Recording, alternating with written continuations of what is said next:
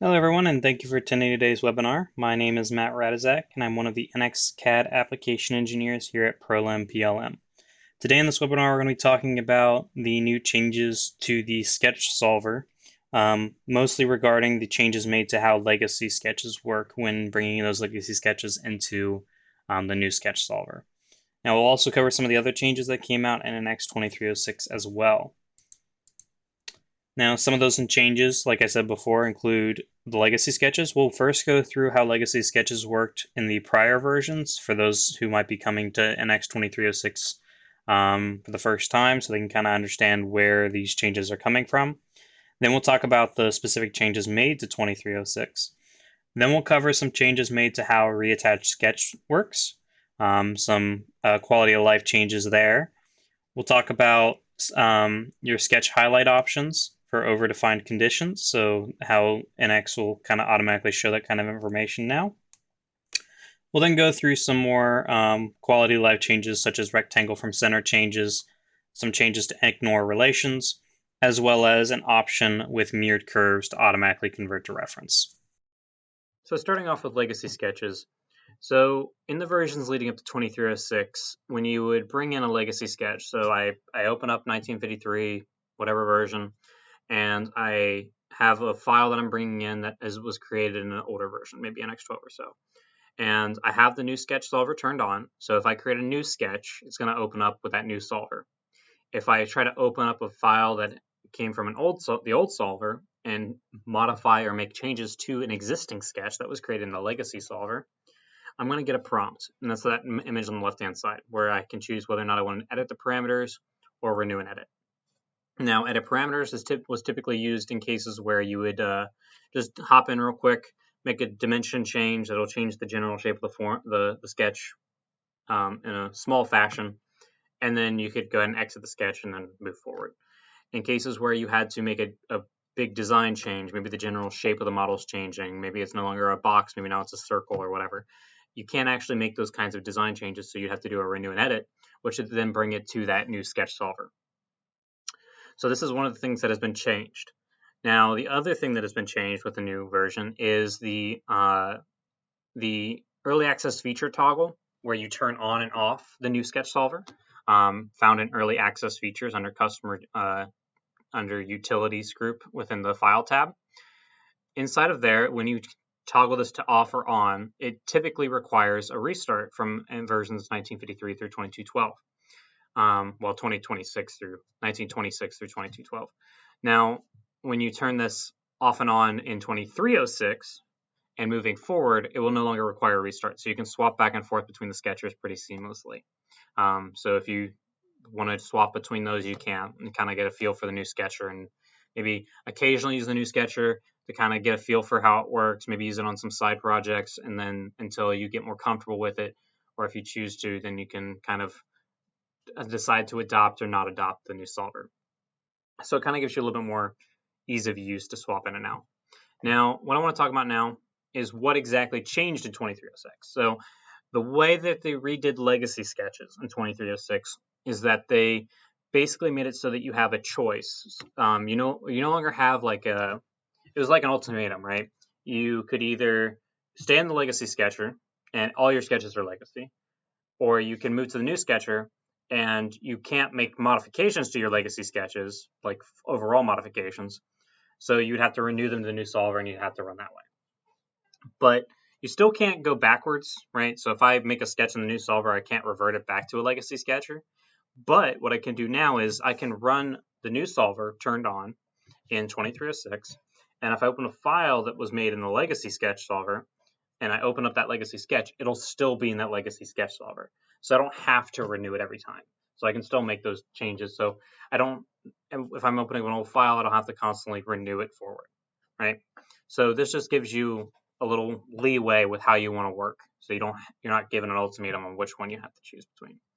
Now, the way you renew them is pretty straightforward. It's just through the renew feature tool. So let me go ahead and just do this real quick. So I got NX open. This is an old file. I'm currently in NX 2306, as you can see. And now I'm going to go and show this too as well. In utilities, there's in your all access features, I have my new solver turned on, right? So if I come over into my sketch and double click on it, you'll notice I am in the old sketch solver. I have my geometric constraints and I have my display auto dimensions, and I don't have that new toolbar that's typically associated with the new solver. If I want to renew this sketch to the new solver, all I need to do is I have to be outside of the sketch environment. I come into Menu, Edit, then I want to go down to Feature and do Renew Feature. I can then pick the sketch, hit OK. It'll then prompt me, telling me, hey, you're going to update the sketch, it might change. I hit OK. And now if I double click on the sketch again, you'll notice I'm now in the new solver.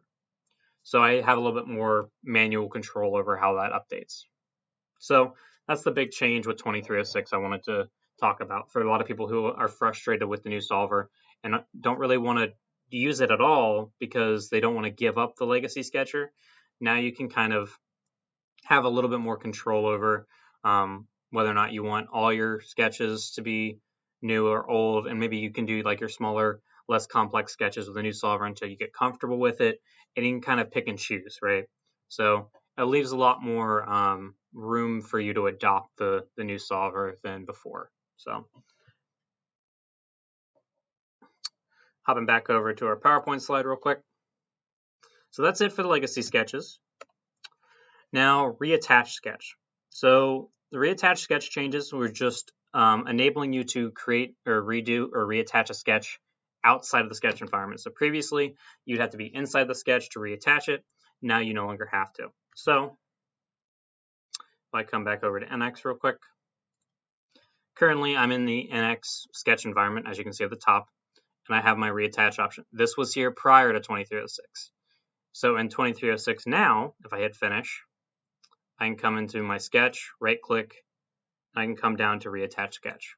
And it works exactly the same as it does within the sketch environment. You just now can do it outside of it as well. I think this was available with the legacy sketch solver and on previous versions. It's just kind of been brought back forward to the new solver and the newer versions of NX. So this is now available again. So all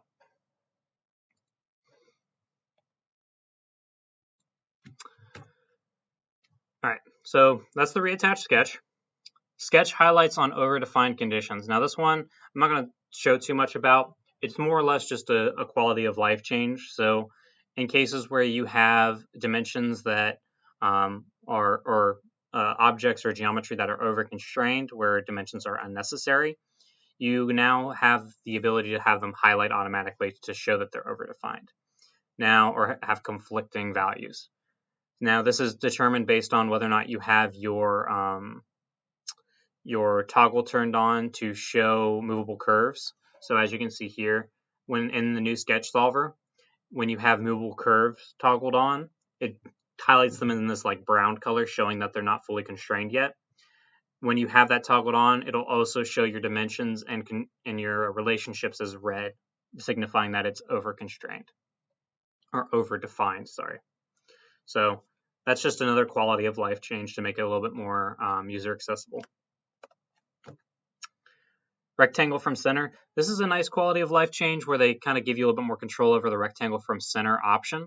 So when you use rectangle from center point, it now creates a diagonal line cutting through the center of the rectangle. And you can use this line and center point to kind of have different control options of that center circle. So you can grab the center point and use it to position and dimension the rectangle. So obviously in the top images, they're using dimensions for half the length of those sides of the rectangle. In the second example, they're using the drag the center point to change the size and shape. So as you can see, they're dragging that down and to the right to make it skinnier and longer. So you can kind of control the general shape of the rectangle a little bit better rather than having to go back in and recreate it. And then you have the option to just drag the reference line to control the position of it, like you would in the previous versions, where you would grab the box and just move it around. The center line is now used for that kind of maneuver.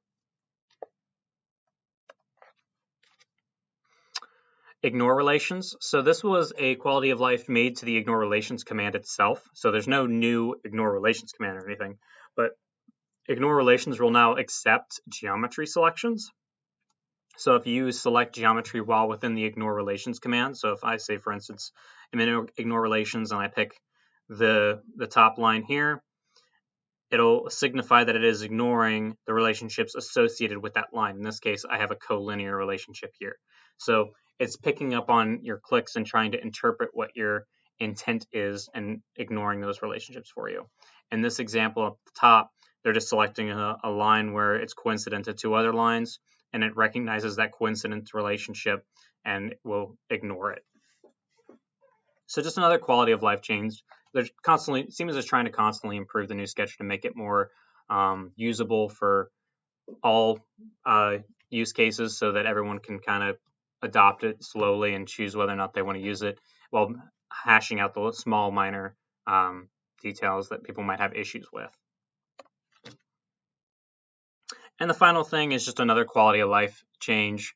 A lot like some of the other pattern options or other mirror tools, there's options for creating reference geometry now. So if I say, for instance, I'm copying a curve across the center line, like in the top example, I can have it convert the center line to reference, the input curve to reference, or the reference geometry to reference. So it just gives me that ability to have those reference lines come across instead, if I so choose.